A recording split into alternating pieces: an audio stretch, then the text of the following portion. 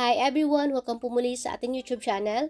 For today's video ay gagawa tayo ng pork siomai pero hindi ito yung ordinary siomai guys na nakikita nyo na nakabalot sa siomai wrapper. Ginawa natin siya ng ganitong version. Ito yung siomai on stick para dun sa mga maamis na nahirapan maghanap din ng siomai wrapper. Ayan, pwede pa rin kayong gumawa ng masarap na pork siomai at isi-share ko rin sa inyo yung masarap nating chili garlic oil kaya wag na nating patatagalin yan. Umpisahan na po natin.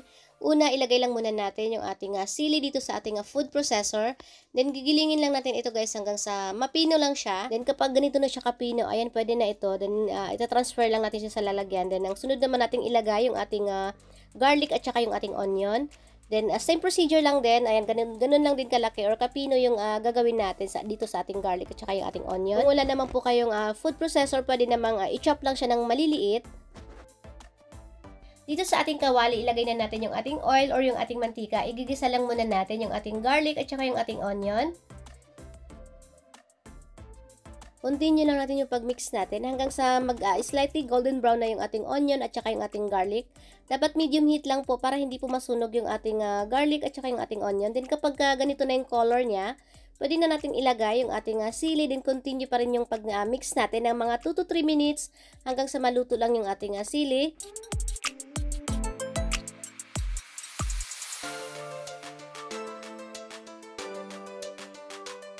After 3 minutes, ilagay na natin yung ating mga pangpalasa. Una yung ating salt, chicken powder, then yung ating light brown sugar. Isunod na rin natin yung ating tomato ketchup at saka yung ating sesame oil. Naglagay ako ng sesame oil dito guys para mas mabango yung ating chili garlic oil at saka kakaiba yung aroma niya kapag maglagay tayo ng sesame oil. Then mix lang natin ito hanggang sa medyo mag-reduce lang yung oil natin or hanggang sa parang paste na siya guys yung consistency niya. Then kapag ganito na siya guys, pwede na ito. Ayan, i-transfer na natin siya ngayon dito sa ating mixing bowl. Then hayaan lang natin siyang lumamig bago natin siya ilagay sa container. Napakasarap nitong chili garlic oil na ito guys at pwede nyo itong gamitin sa mga pagluto, gaya ng mga pag nag-stir fry tayo ng mga vegetable or mga meats. Ayan, pwede nyo gamitin ito at subok ko na ito guys, ilang years ko na itong ginagamit. Meron pala tayo ditong dalawang container. Ayan, in-sterilize ko na ito. Dito natin ilagay yung ating chili garlic oil. Ayan, malamig na siya guys. And ilagay na natin siya ngayon dito sa ating container. Mas maganda kasi kapag doon natin siya ilagay sa yung mga babasagin compared sa mga plastic kasi feeling ko parang mas mabilis siyang masira kapag doon sa plastic ko lang siya ilagay kasi parang mas mabilis siyang mapasukan ng mga or mas mabilis siyang makontaminate compare dito sa babasagin din kailangan naka-airtight talaga yung takip natin sa kanya. Kapag pangbenta nyo guys, pwede nyo siyang ilagay sa ganitong lalagyan. Marami nitong nabibili sa Shopee or sa mga online shop, sa mga baking store. Meron silang mga container din. Pero kung gusto nyo namang makamura, pwede naman yung mga plastic container lang. Pero dapat mas maganda yung yung sarahan niya or yung pangtakip sa kanya. Ang susunod naman natin gagawin, yung ating onion oil or yung ating flavored oil. Ayan, dito sa ating saucepan, ilagay lang natin yung ating oil at saka yung ating shortening. Pwede kayong gumamit ng lard o yung may nabibiling shortening. Dalawang klase kasi na yung shortening. Merong vegetable shortening or meron ding shortening na nanggagaling sa animal fats. Ayan, pwede nyo rin gamitin yun guys dito. Then, ilagay na natin yung ating onion at saka yung ating onion leeks. Ayan, then continue lang natin yung pag-stir natin or yung pag-mix natin hanggang sa magiging brown na yung ating onion. Kapag ganyan na yung kulay niya, pwede na ito guys. And then, tatanggalin na natin siya ngayon dito sa ating oil. Importante na meron tayo nito dahil isa ito sa nagbibigay ng masarap na lasa dun sa ating pork siomai na gagawin. Kaya wag natin skip tong ingredients na ito. Then, ilagay na natin siya ngayon or ito-transfer lang natin siya dito sa ating measuring cup. Then, hayaan lang din natin siyang lumamig bago natin siya gamitin. Tumatagal ito guys sa room temperature ng 1 buwan. Ang susunod natin gagawin ay magtitimpla na tayo dito ng ating pork siomai. Ilagay lang natin yung ating giniling dito sa ating mixing bowl. Kung wala po kayong pork, pwede po kayong gumamit ng chicken. Then, ilagay na rin natin yung ating shrimp or yung ating hipon. Naglagay ako dito ng hipon guys para dagdag ito pang palasa or pang pasarap ito sa ating siomai. Then, ito naman yung chicken powder na ginamit ko. Marami nito sa Pure Gold or sa Shopee.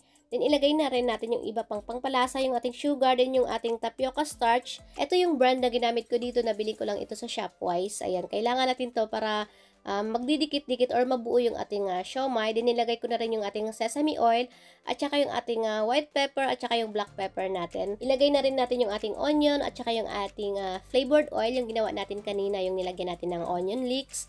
Ayan, 3 tablespoon lang muna yung nilagay ko dito. Then, i-mix lang natin ito hanggang sa mag-well combine lang lahat ng ating mga pangpalasa.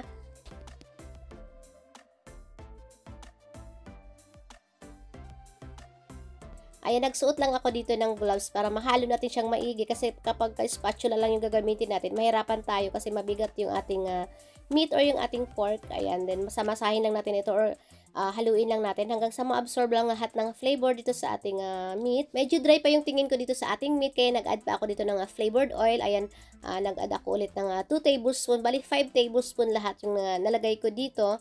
Ayan, para wala namang problema guys kung madamihan natin ng lagay para mas juicy at mas malasa yung ating pork siomai kasi flavored yung oil natin. Lagay lang muna natin ito sa chiller na mga 30 to 40 minutes yung ating meat. Then after 40 minutes, ilagay na natin siya ngayon dito sa ating stick. Ayan, hinugasan ko na itong barbecue stick natin kasi medyo maalikabok siya. Then medyo nahirapan pa ako dito kasi basa nga yung stick natin. Nadudulas lang yung ating meat. Ayan, medyo idiin-diin lang natin yung ating meat or yung ating pork dito sa stick para dumikit siya. Then pwede natin siyang i-roll. Depende sa inyo kung gaano po kalaki yung gagawin nyo. Itong sa akin, 30 grams lang ito. Ayan, tinimbang ko siya. Then, ayan, nilagyan ko na ng flour yung ating barbecue stick para dumikit yung ating meat dito sa stick. Kasi basa nga siya, hindi siya dumidikit, nadudulas lang siya. Kaya mas maganda kung lalagyan natin siya ng flour.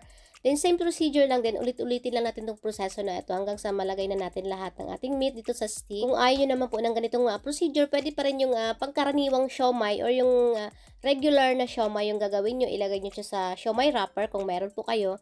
Ayan, pinapakita ko lang yung ganitong version kasi minsan wala pong mga siomai wrapper na nabibili dito sa ating mga area or lalo na sa mga kababayan natin sa abroad. Minsan nahirapan silang maghanap ng mga ganitong siomai wrapper. Pagkatapos natin siyang ilagay sa stick, ilagay lang natin siya ngayon dito sa ating tray. Then kailangan may space para hindi sila magdikit-dikit. Then tatakpan lang natin siya ng cling wrap at ilagay lang natin siya sa freezer ng mga 1 to 2 hours bago natin siya i-steam para ma-absorb lang lahat ng flavor dun sa ating meat.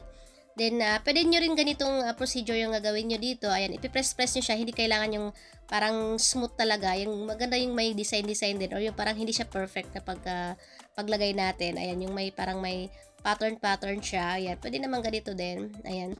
Then, same procedure lang din. Ilagay lang din natin ito sa freezer ng 1 to 2 hours bago natin siya i-steam. Pwede nyo itong gawin guys sa gabi, then kinabukasan nyo siya lutuin, mas maganda yun, mas malasa na yung ating pork siomai nun. Then pwede rin ganitong version yung gagawin nyo nito. Ayan, binilog ko lang din siya na parang fishball.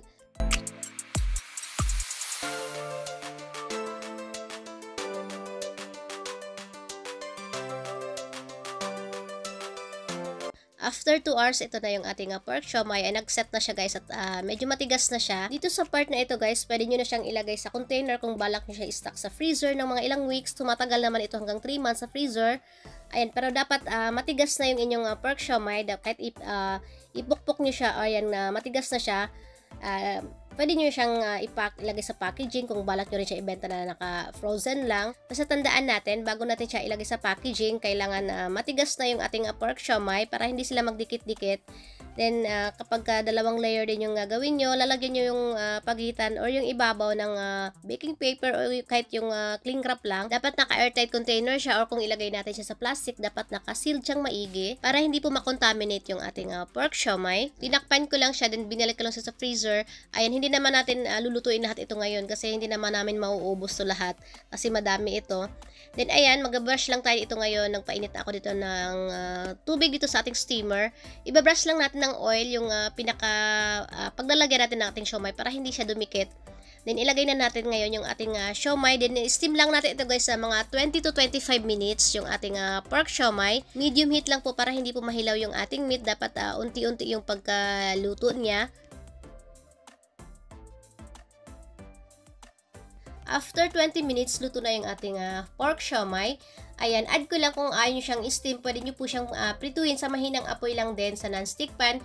Then, konting oil lang din kasi may mga oil na tayong nilagay sa kanya. hanggang sa slightly brown lang yung ating meat. Ayan, pwede na yon. Itong siomai recipe natin, ayan, pwede natin itong gamitin sa pagsahog-sahog ng mga gulay. Ayan, ginagamit ko ito kapag nagigisa ako ng miswa na may patola. Ayan, itong bilog-bilog na ito guys, pwede nyo siyang ilagay doon or ipang sahog doon, or pwede itong ipang palaman sa siopaw kapag yung bola-bola yung ilalagay nyo na palaman. Ayan, pwede itong recipe na ito. Then ito, ilagay lang natin siya ngayon dito sa, ayan, nabili ko lang ito sa palengke. Pwede nyo siyang ilagay dito, halimbawa kapag pangbenta nyo, mas mura itong lalagyan na ito. Pero kung gusto nyo siyang ilagay sa medyo magandang lalagyan, ayan, pwede naman yung mga container na may takip, then separate mo na lang yung sauce niya, yung chili garlic sauce at saka yung calamansi. Ayan, pwede naman yun. Ito, kapag may pwesto lang kayo sa labas ng bahay nyo, pwede na yung ganitong lalagyan lang, or kung yung mga kapitbahay nyo lang yung bebentahan nyo. Then, ito na yung ating chili garlic oil, guys, ilalagay. Lalagyan na natin ngayon yung ating siomai. Depende na sa inyo kung mahilig kayo sa spicy. Ayan, pwede nyong dagdagan yung inyong chili sauce or yung chili oil nyo. Ang sarap nitong chili garlic oil natin, guys. Ang dami ko nang nabigyan nito at lahat sila nagustuhan nila dahil ang sarap daw. Malasa na at ginagawa nila pang gisa-gisa din or pang luto ng kanilang mga ulam. Nilalagyan nila ng chili garlic oil. Dito sa isang kilong recipe natin sa pork siomai, ayan, nakagawa tayo dito ng 35 pieces na siomai on stick. Then 5 pieces naman doon sa yung ginawa nating bilog-bilog kanina. Pwede nating ibenta ito dito sa ganitong lalagyan na tatlo yung laman, tatlong stick. Ayan, ng 65 to 70 pesos kada isa.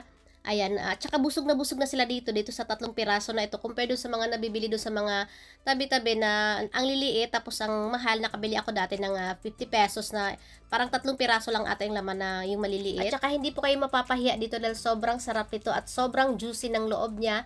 Saktong-sakto lang yung pagkaluto sa kanya at hindi po siya dry. Saktong-sakto lang din po yung timpla nito. Hindi po siya maalat. Konti lang yung asin na nilagay natin doon sa ating pinaka-meat kanina kasi may sauce pa kasi tayong ilalagay. Kaya dapat sakto lang yung timpla natin. Kaya try nyo na ito mga mommies at sigurado ako magugustuhan nyo ito. Pwede nyo ipang negosyo, pang baon ng ating mga kids. Pwede kayong gumawa ng marami, i-stock nyo lang siya sa freezer. Ayan, kita-kits po tayo ulit sa aking susunod pang mga videos. Maraming salamat po sa inyong panonood. Mag-iingat po tayo palagi.